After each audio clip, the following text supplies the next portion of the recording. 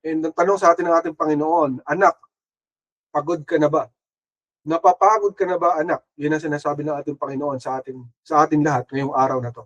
And at one point in our lives, no matter how strong, how lively, how healthy you are, there are times in our lives that we will face deep exhaustion.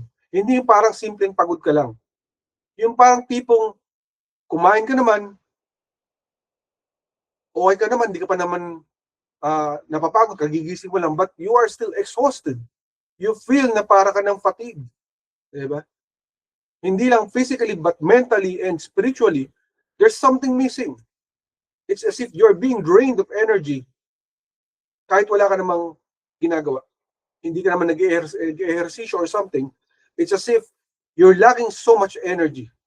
And that is spiritual, kapatid. Hindi to ordinary yung pagod. It goes beyond tired. It's like fatigue that sinks into your bone, into your mind, and into your heart. Para bang wala ka ng lakas bumangon, no more energy to keep going, and you can no longer endure. So napakahirap, kapatid, na mapagod, na para ka na fatigue, na para bang nanghihina ka, parang na-zap ang iyong energy. And so to really better understand, kapatid, binigyan tayo ng word ng Panginoon dito, that is Matthew 11:28-30 in the ESV version. God says, "Come to me, all who labor and are heavy laden, and I will give you rest. Take my yoke upon you and learn from me, for I am gentle and lowly in heart, and you will find rest for your souls. For my yoke is easy and my burden is light." So hindi po lingid sa Panginoon that there are times in our lives na talaga namang napapagod tayo sa bigat ng ating mga pinagdaraanan. Maaari itong isang karamdaman, di ba? Maaaring ito'y pinansyal na problema, maaari problema sa trabaho, mga bagay na hinaharap natin, mga, di ba, we have KPIs, sometimes mga quota, sometimes sa pag-aaral, meron tayong kailangan na maipasa mga projects, at napakahirap ng term paper ng mga thesis. Di ba, kapatid? May mga bagay tayong hinaharap sa ating buhay na sometimes it goes beyond our energy to endure, to continue, and it's very heavy on our shoulders. Sa ating mga balikat, napakabigat sa ating mga balikat. Pero sinasabi ng Panginoon, anak, I can give you that rest. Kaya kitang bigyan ng pahinga. Because I am gentle and my burden is light. Magaan ang burden na kayang ibigay ng ating Panginoon. So kapatid, marami sa atin nagkakaroon ng exhaustion sa buhay. Sometimes, hindi to halata. May isang tao na sobrang palatawa, sobrang palangiti. Very, very nice ang personality. But you don't know inside of that person na matindi pala pinagdaraanan niya. So that we must also be careful sometimes how we handle people. Diba? Minsan yung mga leaders, the leaders in the church, the leaders in the business, you think that they're all okay. But you don't know the things that they're going through. Exhaustion can come in many forms, and you might find it to be not visible in your eyes. Hindi mo siya nakikita. Ito po yung nararanasan ng isang tao. So napakabigat po nito, lalo na kapatid, kung ito po ay dumapo kung kailan talaga namang ibinibigay mo yung sobrang effort mo, and yet you are not finding results. Kapag meron kang ginagawang isang bagay, di ba yung tipong ginawa mo na lahat ng effort, pero wala nangyayari. Iba po yung dating ng pagod na yun, psychologically, di ba? Socially and spiritually, kapatid. Napakahirap po nun. In an ancient Hebrew language, exhaustion means ayafut, that is weary, fatigue, exhaustion. So nagiging weary ka na, di ba? Napapatig ka na, exhaust, sobrang pagod ka na. Nawawalan ka na ng lakas, parang hindi mo na kaya mag-continue. Another definition for this is deep depletion, sometimes to the point of fainting, meaning deep depletion, naubos na. Parang sa kandila, naupos na yung kandila. Parang sa tubig, wala nang laman yung tubig. Parang natuyo na. And para ka na mahihimatay. Ganun po ibig sabihin ng exhaustion. So, ang key term sa atin ng ating Panginoon for today is most of us are dealing with exhaustion, spiritual exhaustion, mental exhaustion that sometimes naglumalabas o nagmamanifest into the physical exhaustion. Napapagod ang yung physical dahil galing sa isip, galing sa kaluluwa. But the Lord wants us to overcome. That is lihit gaber, that is to prevail or to get over something or grow strong. So kailangan dumalagpasan, overcome. We are to overcome it, sabi ng Panginoon. To get over it, lagpasan mo siya, and to grow stronger, mas maging malakas ka kaysa dun sa iyong panghihina. Implying growing strong or gaining dominance. So dapat mo ma-dominate daw. Kumbaga kung ikaw ay dinodominate ng weakness because of exhaustion, dinodominate ka ng anxiety, kapatid, then there must be a change in your view of things. Maybe, kapatid, God wants you to overcome it in a way na makita mo yung paraan niya. Kasi marami sa atin, we will try to fix our problems, our exhaustion, our fatigue with our own techniques, our own strategies, the means that we know. For example, supplements, di ba? You will drink supplements, lahat ng uri ng supplements na pwede mo makuha kung saan-saan. Iinumin mo para mawala exhaustion. Di ba? Para na makapag-cope ka sa nararamdaman mong exhaustion, fatigue, weariness, and sometimes nagmamanifest as anxiety. And very applicable to lalo pag anak ka ng Panginoon and naglilingkod ka sa Panginoon. Binibigay mo lahat-lahat sa Panginoon and then wala ka nakikita mga resulta. Nakakapagod na sobra yun, kapatid. And nothing works out even with your full effort. Todo-todo na yung effort mo, kapatid. Parang wala nangyayari, kapatid. Grabe na yung binibigay kong effort dito. And then sometimes nagkakaroon ka na ng doubts. Nagkakaroon ka na ng paninisi. Kasi you're not feeling it. Diba? You'll say na parang napapabayaan. And so the Lord is teaching us today that in this storm that you're going through, kapatid, you are to overcome that exhaustion by the renewal from the Lord God sa pamamagitan natin Panginoong Hesukristo. Because God does not want you to stay in the exhaustion sa kapaguran. Yung kapaguran ay darating, kapatid, but hindi gusto ng Panginoon na tayo ay manatili doon. God does not want us to identify and to stay with exhaustion. But we are to become an overcomer, kapatid. We are to overcome. And that is, focus point number 1 na binigay sa atin ng ating Panginoon, that is, we endure hardships through the power of the Holy Spirit. Sa pamamagitan ng Espiritu Santo, yung mga pinagdaraanan natin na panghihina, kapaguran, ma-overcome natin yan. Sa pamamagitan ng Espiritu Santo. Hindi sa pamamagitan ng ating sariling mga lakas. And in Zechariah 4:6, in the New King James Version, God says, "This is the word of the Lord to Zerubbabel, not by might nor by power, but by my Spirit, says the Lord of hosts." Sabi sa iba, says the Lord Almighty. Now, ibig sabihin po nito, hindi po sa ating sariling kakayanan, hindi sa ating sariling lakas, hindi sa sarili nating kapangyarihan or enerhiya, kundi sa pamamagitan ng ating Panginoon. Sabi niya, by my Spirit. So there are things in our lives that we cannot overcome. Nasanay ka na magaling ka, malakas ka, matalino ka. Marami tayong ganun tao na parang hindi mo siya pwedeng pagsabihan kasi malakas siya. Hindi mo siya pwedeng pagalitan kasi magaling siya. But there are many times in our lives that what we have in our person is not enough to overcome the situation that we are in. We need help. Kailangan mo, kapatid, ng tulong. At sinasabi ng Panginoon dito, you need ang kanyang Espiritu Santo. No? Kasi marami sa atin, we will try our best to outdo our exhaustion. Pwede ka uminom maraming kape. Diba? Pero pag uminom ka ng kape, may downer, diba? Pag inom mo ng kape, mamaya magda-down na yun. Kasi mayroong balik yun. Ganun din sa sugar. You eat sugar, anything that is related to sugar, like carbs, diba? Glucose. And after some time, there will be a downer after you eat sugar. You consume it, energized ka. Pero bigla kang babagsak mamaya-maya. Di ba pag kumain ka ng marami, ganun din yan. Di ba? Pagkakain mo, bigla kang aantokin na matindi. Yun ang mangyayari, kapatid. So it's very important for us that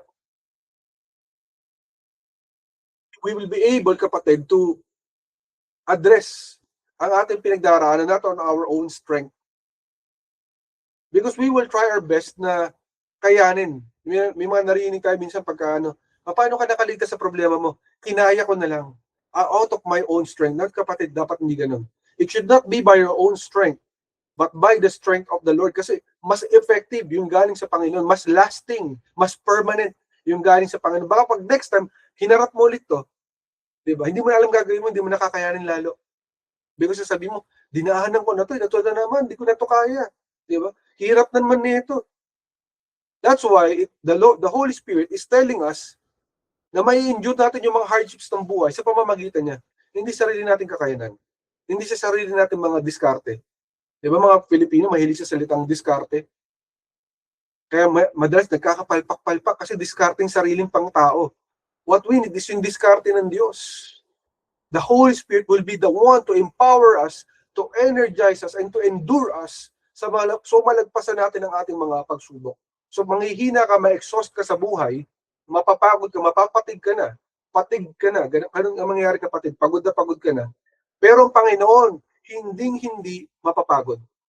So we can never do it in our own strength, not by our own lakas, kapatid. It is through the Holy Spirit that we will be sustained. Case in point, kapatid, si Elijah, if you know the story of Prophet Elijah, si Elias sa Tagalog, he was running away from Jezebel, Queen Jezebel, na gusto siyang patayin. Jezebel wanted to kill Elijah, and Elijah was a faithful servant of the Lord. He was serving God faithfully, the best, ginagawa niya lahat ng effort niya, and yet there was this one woman that is very powerful who wanted to kill him. And so, kapatid, sa sobrang pagod, nito pong si Elijah, at sobrang takot niya sa kanyang pinagdaraanan, anxiety, exhaustion, fatigue, diba? He wished to die. Lord, sabi niya, kunin mo na ako. Yan sabi niya sa ating Panginoon. Hindi ko na kaya. Kunin mo na ako. So there are times in our lives na may mga tao, kapatid, na talaga namang pag hindi na kinaya, parang gusto nang mawala. Pero napakaganda po nang nangyari kay Elijah because the Lord God strengthened Elijah through the power of the Holy Ghost. Sa pamamagitan ng Holy Spirit na empower po itong si Elijah. Nakabalik siya. Grabe pa nga po yung pagmamahal sa kanya ng Panginoon na special treatment. Sometimes pinapadalan siya ng mga cake. Diba? Cake, tinapay, gamit ang mga ibon. Special delivery, parang Grab, pero ibon ang gamit. Minsan mga angels, may mga dala-dala mga pagkain. Diba? Tinapay or cake. Can you imagine, kapatid? Dadalang ka ng angel na mga pagkain, dadalang ka ng mga ibon ng pagkain. At yung Espiritu ng Panginoon, yun na nagpapalakas kay Elijah, kay Elias. Kasi sobrang takot niya na, sobrang hirap na pinagdaranasan niya, he felt na parang hindi niya na kaya mabuhay.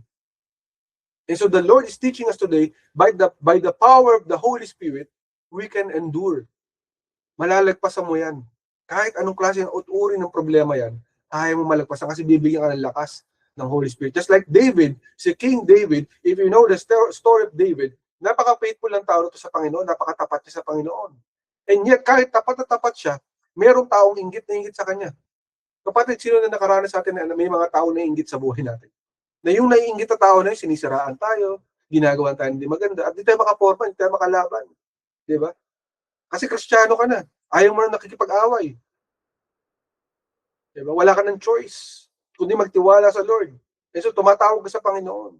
Kaya ito pong si David, in-strengthen siya ng Panginoon sa pamamagitan ng Holy Ghost, ng Holy Spirit, at binigyan po na siya ng inspiration. Ang ginawa po ni David lagi, kumanta sa Panginoon, di ba? Yung Psalms, Book of Psalms, maawit siya. He was always singing to God, worshiping God, praising God, giving Him that strength. And so kapatid, pag may pinagdaraanan kang problema, pag may mga tuksong dumarating, pag pagod ka na, Lord, let me feel your presence in my life. Strengthen me, Lord. Give me energy to endure this, oh God. I cannot do it, Holy Spirit. Be with me right now. Your presence be upon me. Dapat ganun tayo, kapatid. At ganun po yung nangyari kay David. The Holy Spirit empowered him and he was able to go through yung kanyang pinagdaraanan na problema kay Saul. Despite everything na tinaray ni Saul para siya ay ma-discourage. Kasi kahit hindi na siya mapatay ni Saul, di ba maraming tao, kapatid, na kapag ka-discourage ka, ikaw na mismo yung bibigay. Hindi ka na kailangan patayin physically. Mentally, Emotionally, pwede kang mapatay ng isang tao. Alam ba natin yun? Di ba marami nagsusuicide pag hindi kinakaya? Gumigive up sa buhay. Pero si David hindi siya nag-give up. Pero ang tumulong sa kanya para hindi siya mag-give up, that is the Holy Spirit. So kapatid, we have to take it into our lives na maintindihan natin na kailangan natin ng ating Panginoon. We cannot do it by our own strength. Kasi marami sa atin, we are trying always na, ay, gagawin ko sa pamamagitan ng aking lakas. Parang ganun, di ba? Yan tatandaan natin. And so, focus point number 2 na binigyan ng ating Panginoon, God intends to fully refresh those who are weary. Kapag pagod na tayo, alam ng Panginoon yun. At ang agenda ng ating Panginoon ay i-refresh tayo. Bigyan tayo ng bagong kalakasan, ng bagong enerhiya, ng bagong inspirasyon, courage to continue, the determination, diba, the passion to continue. Yun ang gawain ng Panginoon. He intends to refresh you, kapatid. Hindi niya gusto mag-stay ka ron na puro kalungkutan, na puro pagod. Hindi yun ang kalooban ng ating Panginoon. Pag may nagsabi sa'yo, ganun ang kalooban ng Panginoon, na mapagod ka lang. Gusto ng Lord ay nangihina ka. Hindi po ganun ang character ng ating Lord. His character is always to renew us, to refresh us. Diba? Kaya nga niya tayo ginawang born again. Diba? Kasi nare-renew tayo ng power of the Holy Ghost. Sa pamamagitan ng Espiritu Santo, nung tinanggap natin ng ating Panginoong Jesucristo, we are reborn in the Spirit. Hindi na sa sarili nating katawan, hindi na sa sarili nating lakas, kundi sa lakas ng ating Panginoong buhay. Kumbaga kapatid, hindi mo kayang, sabi may kanta na, gusto kong bumait pero hindi ko magawa. Nasa Diyos ang awa, nasa tao ang gawa. Yun totoo. Hindi natin kaya. By our own selves. But by God. That's the reason that you are born again. Born by the Spirit, reborn by the Spirit, and the Spirit of God will be the one manifesting in your life, making you stronger, making you better, making you righteous. It is the righteousness of God na magpapakabuti sa'yo. Kasi makukonvict ka na, teka, hindi ako sumusunod sa tinuturo sa akin. Gagawin ko na tinuturo. Teka, hindi ako nagbabasa ng Bible, magbabasa na ako ng Bible. Teka, baka nakikita ako ni Lord. Kahit wala nakakita sa akin tao, I'll change. Why? Because you have the Holy Spirit in your life. In Jeremiah 31:25, in the Amplified Version of the Bible, it says, "For I fully satisfy the weary soul, and I replenish every languishing and sorrowful person." So, ganun po ang gawain ng Panginoon kapag matindi yung kalungkutan natin, di ba? Kaya sabi niya sa salita niya, God is near the broken and the contrite-hearted. Pag contrite ka at broken-hearted ka, alam ng Panginoon niya, malapit siya sa'yo. Umiiyak din siya kasama mo. Alam mo ba yan? Kapag umiiyak ka, umiiyak din si Lord. So, grabe ka naman, Rock. Pastor Rock, parang imposible naman yung sinasabi mo. Why? You look at what happened to Lazarus nung siya'y namatay. Nung dumating si Kristo, alam niyo na patay na si Lazarus. Pero friends sila di ba? Friends tayo ng Panginoon. Do you know it? When you accept Jesus Christ in your life, you are a friend of God. At nung dumating siya, nakita niya, patay na si Lazarus. Patay na, nasa pundod na. Nag-iiyakan yung mga tao. Naiyak din si Jesus Christ. Umiyak siya, tumangis din siya. And so the same with all of us. Ganun po ang ating Panginoon. Umiiyak siya pag tayo umiiyak. Pag tayo nasasaktan. Kaya nga sabi ng Panginoon, di ba? Touch not my anointed. Kasi importante tayo sa Kanya. His intention is to replenish us, to refresh us pagka tayo'y napapagod. Kaya pag may nang-aapi sa'yo, kapatid, huwag kang mawalan ng pag-asa. Kasi may nakakakita at nakakaalam ng iyong pinagdaraanan. Alamin ng ating Panginoon. At hindi lang po, plano ng Panginoon na tayo ay i-refresh. Kumbaga sa inumin ay talaga namang lalagay sa fridge, di ba? Paglabas, pag ininom mo siya, malamig na malamig, di ba? Fresh na fresh. Kundi to satisfy you completely. Ibibigay niya yung mga pangangailangan mo, yung mga dapat na para sa iyo, ibibigay niya. To satisfy you. Sabi rito, to fully, kapatid, satisfy, fully, complete satisfaction ang bibigay sa iyo ng Panginoon. Hindi lamang parang sinagot ka lang, na-refresh ka lang. Hindi po ganun. No? Magbibigay ang Panginoon ng para sa iyo. Yung dapat para sa iyo at yung ibibigay niya sa iyo, especially yung kapatid. Si Pablo, kapatid, kung kilala mo si Pablo, si Paul, si Apostle Paul, di ba na-shipwreck siya, nakulong siya, binugbog siya, kinulong siya ng walang hustisya. Lahat na ng mga injustice nangyari sa kanya, at talaga namang pagod na pagod siya. Pero nirefresh siya ng ating Panginoon, nireplenish siya ng Panginoon. Kaya sabi niya, when I am weak, then I am strong. Kasi alam niya kapag nangihina na siya, darating ang Panginoon. Dapat ganoon ang attitude natin. Lord, nangihina ako. Bigyan mo ako ng lakas kasi hindi ko to kaya. At alam ko, Lord, mamaya ma-inspire na ako. Sa pamamagitan mo, kakayanin ko to. I will have the courage to continue. So pag ako po, kapatid, nag-evangelize, lumalabas ako, nag-evangelize ako. Pag kinakabahan ako, sasabihin ko, Lord, not my will, but your will be done. Not by my strength, but by your strength, oh God, I can do this. In Jesus' name. Nung una, kinakabahan ako. Mamaya yung kaba ko, napalitan na sila ng matinding passion to continue evangelizing. Dapat ganoon ang ugali natin, kapatid. Si Hannah po, kung kilala niyo po si Hannah, isa po sa mga character sa Bible, matagal po siya nag-pray sa Panginoon na magkaroon siya ng anak. Never siya nagkaanak at pinagtatawanan siya ng maraming babae. No? Napagtatawanan siya and she felt weary in the soul. Pagod na siya. Parang feeling niya parang napabayaan siya, ganun. After years and years of praying to the Lord na magkaroon ng anak, never siya nagkaanak due to barrenness. She was a barren woman. But the Lord answered her in God's perfect time, and she was triumphant. She was fully satisfied, fully refreshed ng ating Panginoon, and the rest is history. Di ba kung kilala niyo si Prophet Samuel? From Hannah, lumabas po si Samuel, one of the greatest prophets of Israel na nag-anoint kay David, King David. So kapatid, God intends to refresh you. Ano man yung pinagdaraanan mo today, God knows it. Maaaring hindi alam ng maraming tao, but God knows everything that you're going through. Internally, privately, God knows everything. And God wants to give you that spark, kapatid, ng energy na kailangan mo. That inspiration to continue. That endurance, that divine endurance to fight off yung mga gawa ng kaaway sa buhay mo. So alam ng Lord yan. So bago ka mag-give up, at bago mo isipin yung pag-give up, ang isipin mo muna, give up ko muna yung buhay ko sa Panginoon. Sa Panginoon ko bibigay itong lahat na natitira ko pang lakas, lahat na natitira ko pang effort, lahat na natitira ko pang inspiration, because alam ko, bibigyan ako ng Panginoon higit pa sa aking iniisip, higit pa sa aking kakayanin.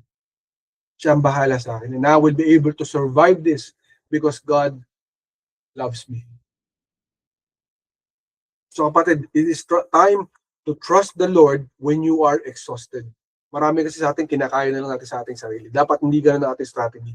Pero sa pamamagitan ng ating Panginoon. Sabi nga niya, diba? Not by might, not by power, but by my spirit, says the Lord God Almighty. And yung mga takeaway sa binigay sa atin ng ating Panginoon, number one, God's character to strengthen those weakened. Yung character ng Panginoon ay palakasin ang mga nanghihina. So kung ikaw ay nanghihina, congratulations, kapatid. Kasi, big sabihin, palalakasin ka ng Panginoon. May kapalit yun. Palalakasin ka. Nanghihina ka, anak ka ng Diyos. Surely, kapatid, palalakasin ka ng Panginoon. Ang alawa, give it to God. He cares for you. So ibigay mo na yung surrender mo sa Kanya. Surrender mo sa ating Panginoon. Kasi manghilig natin kunin ng lahat ng bagay. Ay, malakas ako, magaling ako, matalino ako. And bigla pag bumagsak-bagsak na, nagkapalpak-palpak na, maninisi tayo. Ibigay mo sa Lord. Hindi mo yan kaya. Diba? Everything sa Lord. Hirap ka, hindi ka matutong magluto, hindi ka matutong maglaba, diba? Hindi ka matutong maglinis, bigay mo sa Lord. Tinatamad ka, Lord, hindi ko to kaya, tulungan mo ako matutong maging masipag. Dapat lahat sa Lord. Makukuha mo, gugulat ka nilang, bibigyan sa iyo kailangan mo. He will equip you.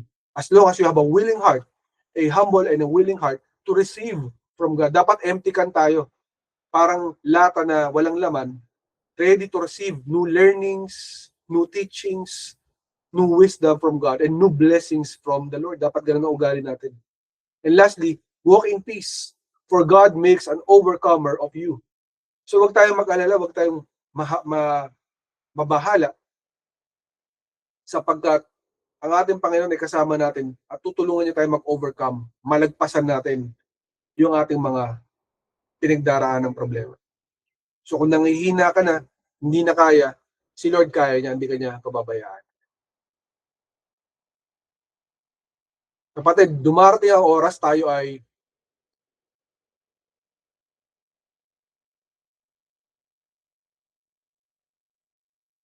nangihina, ngunit kay Jesus tayo ay tumalima.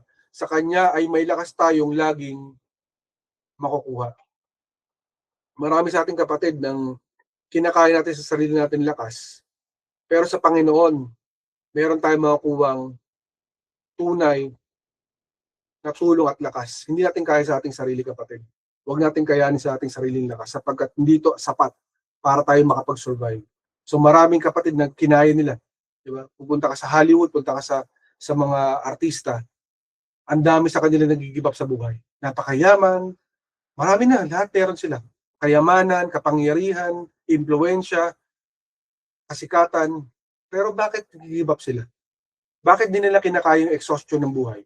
Kasi wala silang Lord. So kapatid, mapalad ka. Pinagpala ka. Why? Because you have God in your life.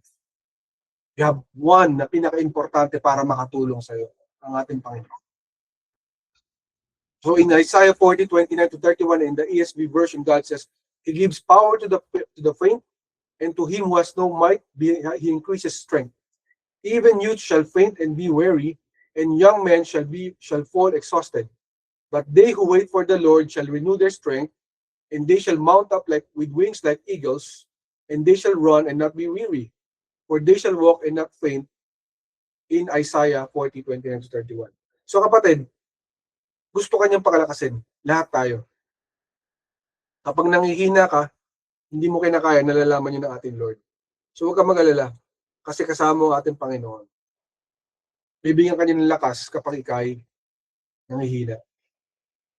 And kapatid, in 1 Peter 5:7 in the WEB version, God says, casting all your anxieties on Him because He cares for you. Mahal ka ng Panginoon. Mahal tayo ng Lord. Ano man yung ating pinagdaraanan, yung ating kinatatakutan, mangyayari ba to? May magaganap pa ba sa buhay ko? May purpose pa ba ang buhay ko? Yes. Why? Because God cares for you. He was the one who created you. Alam niya nung pinakasimula ng lahat ng bagay, naisip ka na niya. Alam niya yung magiging pangalan mo, alam niya yung magiging itsura mo, alam niya yung mga pagdaraanan mo, alam lahat ng Lord yun. Because He created you special. Mahal ka ng Panginoon. Wala pong taong aksidente sa ating Panginoon. There's a purpose in everyone's life. And you have a purpose. I have a purpose. We all have a purpose. So lahat ng mga bagay na inaalala mo, mga alalahanin mo sa buhay, ibigay mo sa ating Panginoon. At bibigyan ka niya ng lakas, ng inspiration, at ng tapang para lumaban. Last verse na binigay ni Lord, that is John 16:33. In the NASB version, God says, these things I have spoken to you, so that in me you may have peace. In the world you will have tribulation, but take courage, I have overcome the world. So sinasabi ng Panginoon that we are to be overcomers because He is the first one na naging overcomer, ang ating Panginoon Diyos. Kung kinaya niya, kakayanin din natin lahat, kapatid, ng mga anak niya. So huwag tayong matakot na lumaban sa buhay sapagkat ang Panginoon ay ating katuwang. Hindi niya tayo iiwan, hindi pababayaan kailanman. And kapatid, kapag pagod ka na, tandaan mo, the joy of the Lord is your strength. Again, remember, the joy of the Lord is your strength. Ang kagalakan ng ating Panginoon ang iyong kalakasan. Nangihina ka sa sakit, nangihina ka sa mga pinagdaraanan mo, purihin mo ang Panginoon. Mag-worship ka. Lumundag ka, tumalon ka para sa ating Panginoon. At mararamdaman mo ang kanyang presensya sa iyong buhay at palalakasin ka niya. Because the joy of the Lord is your strength. And you feel completely drained. Like as if yung parang, yung spiritual batteries mo ay parang nagiging zero na, di ba? May time na gano'n na parang zero na, wala na, ayoko na lumaban. Tanda mo, there is a power in the name of Jesus. There is power in the name of Jesus. I remember back then, I had a home-based nurse na tumutulong sa akin nung ako may matinding karamdaman noon. And he was just supposed to inject medicine sa aking katawan. Kaso nagkamali po siya. Double dosage po, na overdose ako nung nilagay niyang gamot. That's the word, overdose. And right there and then, I felt something was wrong when pagkalagay ng gamot. Dumilim yung paligid ko, yung paningin ko, sabi ko, teka, bakit dumidilim lahat ng mga nakikita ko yung pader, ang dilim. Yung mga sulat, di ko na mabasa ano nangyayari. Sabi ko gano'n. What's happening? And sila, sabi nila, okay naman lahat, wala naman dumidilim. Sabi ko, dumidilim talaga. And I felt it was just my heart was about to explode. Sobrang bilis ng takbo ng puso ko. And I saw in the heart rate monitor na nag-error na po yung heart rate monitor. Bumigay na, hindi na kinaya. And then yung puso ko, daramdaman ko, nag-flat. As in, parang, alam niyo, parang lobo, parang balloon. It just deflated completely. It stopped working. And I knew right there and then that I might die. And I wasn't ready. I told the Lord, I'm not yet ready. I want to serve you. This is not my time. This is not my time, I said, in my heart. And then as I was about to die, everything was turning dark. And I heard my wife and yung aking brother-in-law, umiyak sila. They were crying because they thought that I would die. And I said, in the mighty name of Jesus. That's the first one. I shouted, in the mighty name of Jesus. Nothing happened. And then, as I was losing breath, again, I shouted, in the mighty name of Jesus. I heard like a loud bang, like a giant hammer, hammering. And sa pagkarinig ko ng hammer na yon, ng malakas na parang pokpok siya ng martilyo, ay naramdaman ko yung puso ko parang nag-spark again. Parang bilang may kuryente sa puso ko. Gumalaw ulit yung puso ko. Unti-unti siya. Masakit na una. Very painful. Pero ramdam ko, unti-unti siyang tumibok ulit. Walang CPR, walang resuscitation. It was just God, the Lord. Because there is power in the name of Jesus. Kapatid, you have to speak life into the dry bones of your life. Whatever it is that you are going through, God knows it. And if you speak the mighty name of Jesus, God knows it. And He will empower you to give life to your very dead situation. He will empower your dead situation. But you have to trust Him, kapatid. You have to mention His name in your problems, in your troubles. The mighty name of Jesus has power, kapatid.